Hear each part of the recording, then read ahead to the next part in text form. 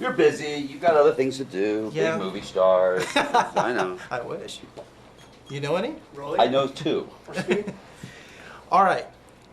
Love the film, first of all. Thank you. Second, you must have found every vintage hat in Hollywood. We did. They were hard to find. Part of it was that everyone wore hats then, and people forget that everyone put on a suit and wore a hat when they went to a ball game. But it's also because when you're doing the CGI, it's a lot easier when people are wearing hats. All right, so I've had all kinds of moon pies, but what's a Mabel's moon pie? Mabel's moon pie. Well, we wanted that John Krasinski gets all these big endorsements, and I've got some lady's shop. You must love moon pies, huh? I do love a moon pie. There was an old Three Stooges short called Three Little Pigskins. And I know, I'm getting creepy Wow. here.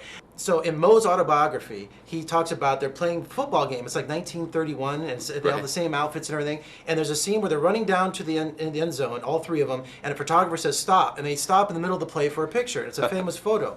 The script calls for them to get tackled. Right. And Moe says, we're not doing that. So they got the stuntmen to do it, and then after the shot, they broke their legs, their ribs, their hips were broken. I mean, they were all a mess. Right. So watching this film, it can't be, you didn't have any padding on, did you? No. Or, Well, you have the normal padding you're wearing, which is small. They're small pads, little hip pads, and little, tiny shoulder pads. but being the director, you had to be extra careful that you weren't injured during this movie, right? Well, I got socked around the first couple of days, and then I realized that I wasn't going to make it for 4 months if I did that. So I stopped playing as hard as I play basketball 2 or 3 times a week, and we play pretty hard, but you don't get hit like that in basketball. So I got hit by a couple of 21-year-olds, and I thought, okay, I'm going to be a little more careful now. And what really sells this film, too, is the music by Randy Newman. It's great. This flapper, kind of roaring 20s music. Yeah.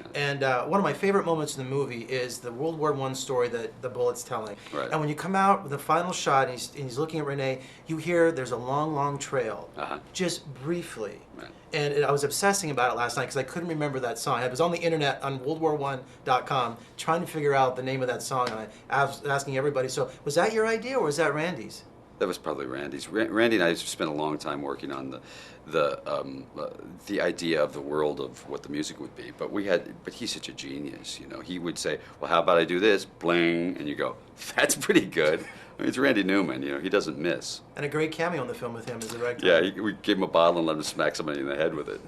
So, as the director of this film, what was the first shot on the first day for you?